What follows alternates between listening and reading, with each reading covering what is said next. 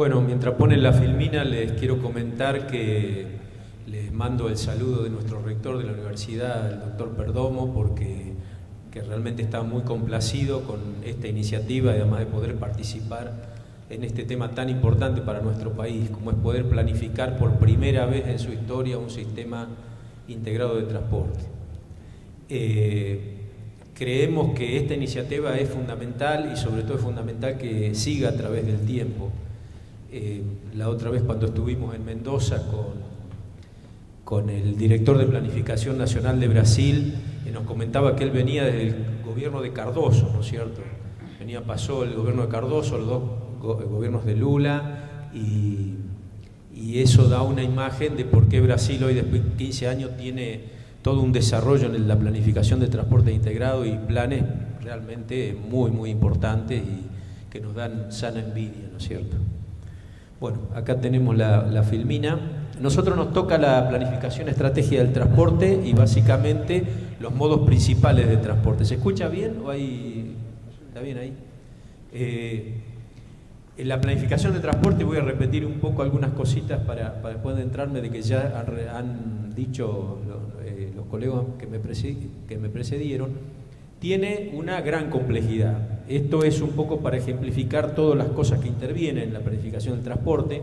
En celeste podemos ver lo que son los planes, lo que comentó Martín, todos los planes que hacen y que influyen sobre el transporte, porque esto es básicamente, el transporte es un servicio, aunque tiene algunas otras connotaciones, básicamente es un servicio y se nutre de la información y de la planificación de otros sectores.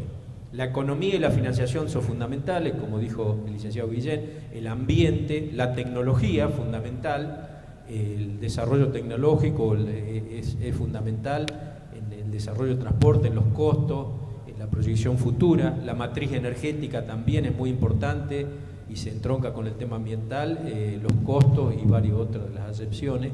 La población, su distribución, condición social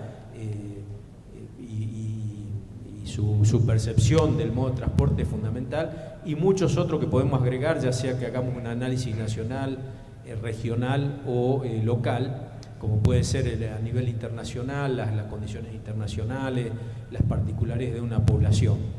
Así que esto lo que quiere significar es que el transporte es un tema complejo, que necesita mucha información, que además está suministrada por otros y que además necesita de la planificación previa de otros sistemas para poder desarrollarse acabadamente.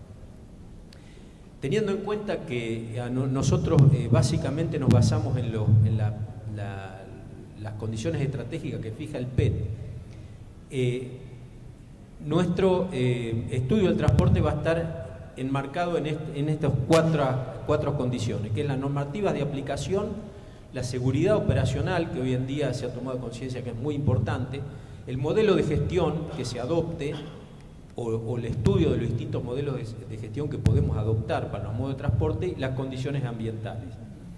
Ahí enmarcamos todos los principales modos de transporte. La normativa de aplicación implica leyes fundamentalmente, pero también muy importante, normas directivas y las normas técnicas. Las normas técnicas que oficialmente se aplican en los modos de transporte. A veces no se le da suficiente importancia, pero es fundamental porque básicamente esos determinan la tecnología, determinan los costos y por consiguiente el éxito o no del funcionamiento de los modos de transporte. Y como accesorio lo ponemos no porque sean menos importantes, sino porque en principio los ductos no estaban previstos dentro de nuestro trabajo, pero nosotros desde nuestra universidad proponemos que se integre el estudio de los ductos porque el país tiene un desarrollo importante en esto que no podemos soslayar. Además también hacia la logística, distribución de combustibles, una serie de cosas que son fundamentales. Y la logística, donde es uno de los temas que estamos más flojos y flacos en el país, de información, de estudios y demás, que tenemos que asociarlo a todos estos modos de transporte. Pero primero vamos a tratar de focalizarnos en los modos principales y posteriormente en el tema de logística. Para el análisis de esto vamos a dividir el tema, tal como se nos pidió, en pasajero o en carga, puede ser algún tema mixto, por eso lo pusimos un poco reducido, Y para todo esto necesitamos la información de infraestructura, de operación, de costo, de origen y destino, tanto de pasajeros como de carga, y del tipo de producto en carga. Esta es la información básica, mínima, que uno debería tener para poder hacer estudios de transporte, con, por supuesto, toda la influencia de los más temas que yo fijé en la primer filmina, para poder por lo menos desarrollar algún modelo básico que va en el camino de lo que recién Martín les comentaba. Nosotros, cuando empezamos a analizar este tema de la información, vimos que hay problemas de cantidad y calidad de información. Es decir, falta información y la calidad de mucha de la información que hay es bastante deficitaria, es vieja, hace muchos años que no se toma, es bastante desordenada. Nosotros cuando hablamos de información absolutamente de todo el país, no de la de carácter nacional.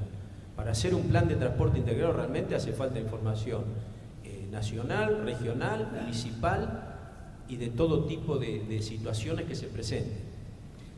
Hay dificultades, por supuesto, para compararla por muchos motivos, porque se toma de distinta manera, porque se carga de distinta manera, porque se usan diferentes bases de datos, porque se usan presupuestos de acuerdo a quién carga la información de distinta manera. Y esto nos dificulta un tema importante, que es definir de toda la información que tenemos y que podemos utilizar, qué es lo que nos falta. Para poder armar algo coherente, con visión de futuro, nosotros estamos pensando en la definición de un sistema de variables compatibles intermodales. ¿Qué quiere decir esto? Definir qué variables va a tener cada sistema de transporte, ya sea carretero, ferroviario, aéreo, etcétera, para poder hacer un análisis intermodal. Es decir, que todas las variables sean comparables, tengan una definición común, y para poder realizar de esa manera una base de datos general de estas variables. En la anterior presentación que hizo en Mendoza el Director Nacional de Planificación de Transporte de Brasil, ellos tienen un sistema integrado de transporte a un sistema macroeconómico que tiene 160.000 ecuaciones y 600.000 variables. Para que se den una idea, nosotros estamos pensando para todos los modos de transporte, sin contar el tema de logística y de ductos, en unas 500 para empezar. Pensamos que hay que empezar por lo mínimo indispensable para poder llevarlo a cabo al sistema. Eso podemos después asociarlo a una base de datos espacial. Algunas variables se pueden representar en forma espacial, otras no. Y a partir de eso hacer normas para estructurar este sistema. Es decir, que tengamos normas comunes. No hay plan, no hay decisiones que no se estructuren en normas, porque si no existen normas de aplicación, no hay obligación de los actores. Paralelamente a este sistema de variables, que ahora después les voy a explicar un poco más en profundidad, estamos haciendo unas tareas paralelas, que es un diagnóstico general de tipo conceptual por modo y multimodal. A partir de este diagnóstico general, porque básicamente para hacer la estructura de modelos que uno debería tener para tener mejor información, necesitamos tener todos esos datos que no tenemos hoy. A partir de esto vamos a tratar de definir algunos lineamientos generales del plan de corto y mediano plazo. Vuelvo al tema de variables. Nosotros ya hemos definido una tabla de variables que para todos los modos de transporte. Acá como ejemplo le pongo la de transporte automotor, algunas por supuesto, las que empiezan en el principio de la tabla. A partir de esto lo que vamos a hacer es un diccionario de variables. ¿Qué quiere decir un diccionario? Establecer perfectamente claro qué es cada variable y cómo se debe medir. Y si es posible, si existe la norma con la cual se debe medir. ¿Qué tipo de norma, incluso extranjera o del tipo que sea? En el tema vial se usan mucho las normas AYO, extranjeras, adaptadas. Hoy, como ser en el tema vial, cuando uno habla de índice de estado, todo sabe perfectamente cómo se mide, de qué manera, porque hemos adoptado una norma y lo tenemos. No pasa lo mismo como ser en el tema, lo que es importante, el tema ferroviario, donde no tenemos norma para medir la capacidad de carga de una vía, no tenemos norma para cómo medir la velocidad operacional de una vía. Y es necesario, si queremos establecer una base de datos, definirla claramente con una metodología, porque además, cuando uno define la norma tecnológica, puede comprar equipo para medirlo. Hoy en el tema vial, y hago el paralelismo porque el tema vial, gracias a Dios, no le pasó el desastre que le pasó al tema ferroviario. Hoy en el tema vial tenemos equipos automatizados para medir. Podemos medir todos los años el estado de la red vial con mucha precisión y con una metodología perfectamente definida. En el tema ferroviario ni siquiera sabemos con qué norma deberíamos medirlo. Mucho menos podemos comprar equipamiento, ¿no es cierto? Estas también son algunas variables de la tabla para el transporte ferroviario.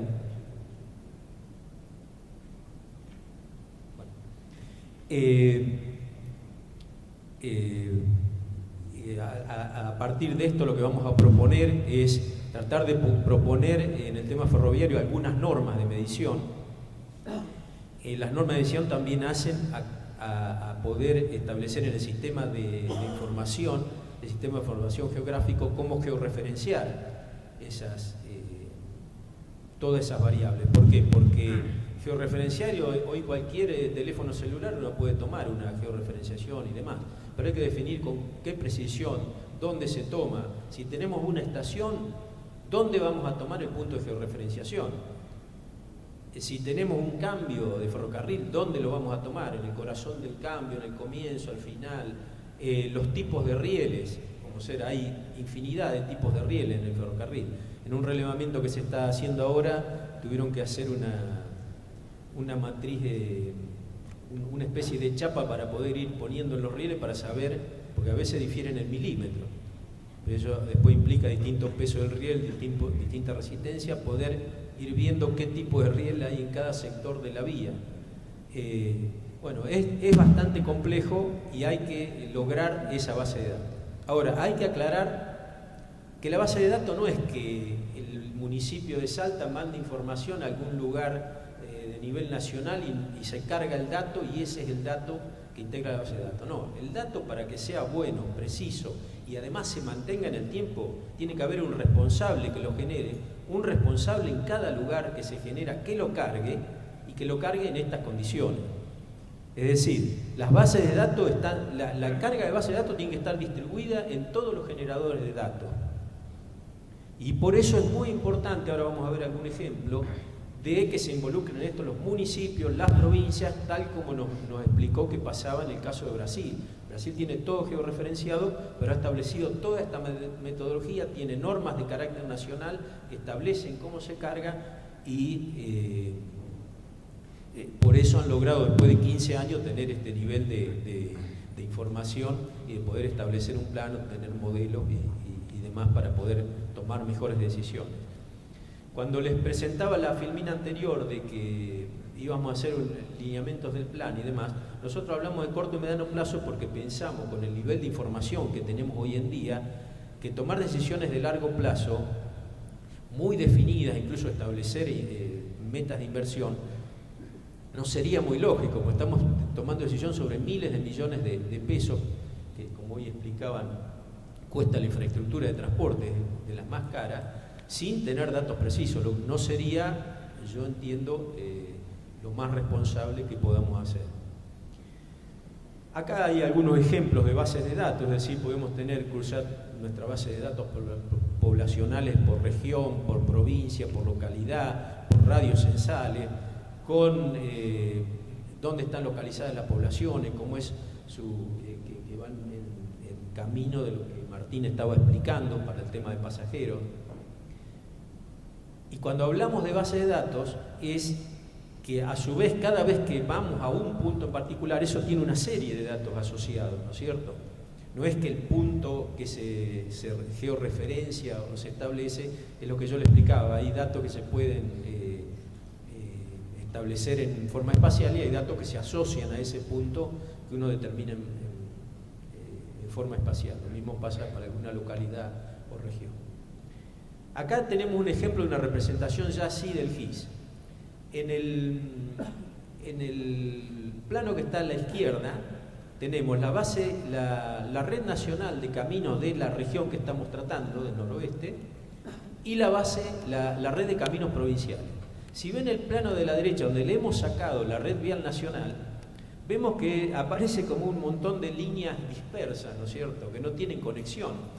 Es un ejemplo muy sencillo, pero esto sí nos da la idea de que debemos trabajar como red. Si nosotros no tenemos todos los datos de nuestras redes nacionales, provinciales, municipales, no podemos hacer un análisis serio de esto.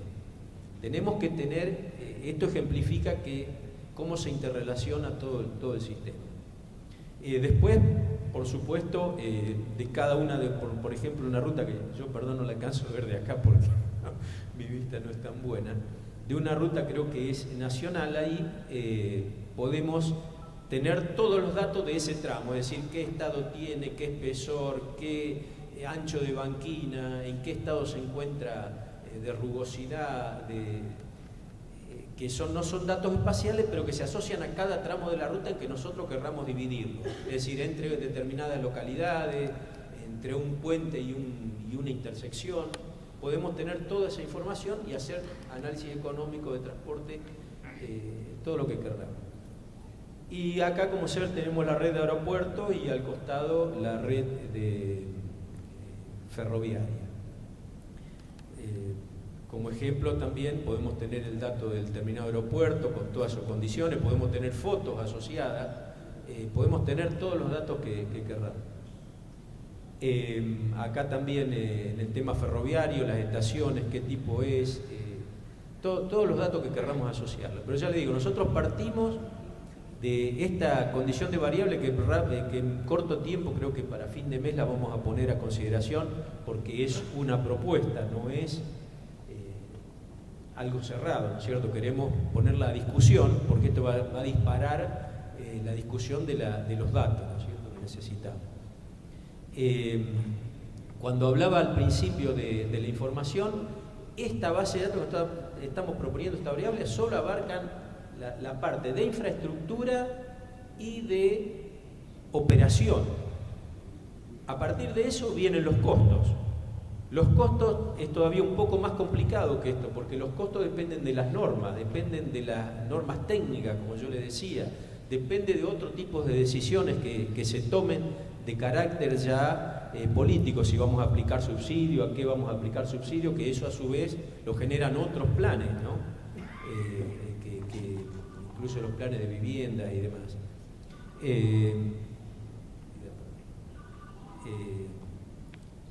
Por lo cual, vemos con esto que el camino que tenemos para recorrer es bastante arduo, ¿no es cierto? La parte económica, gran parte de la parte económica es la que estaba hablando Martín cuando yo le decía origen-destino de las cargas, origen-destino de pasajeros, tipos de carga y demás, y algunas que tiene que tomar a nivel nacional de medir algunas variables que hoy nos están midiendo para poder tener la información acabada y, como ya les dije, aplicar un modelo. Bueno, esto es todo.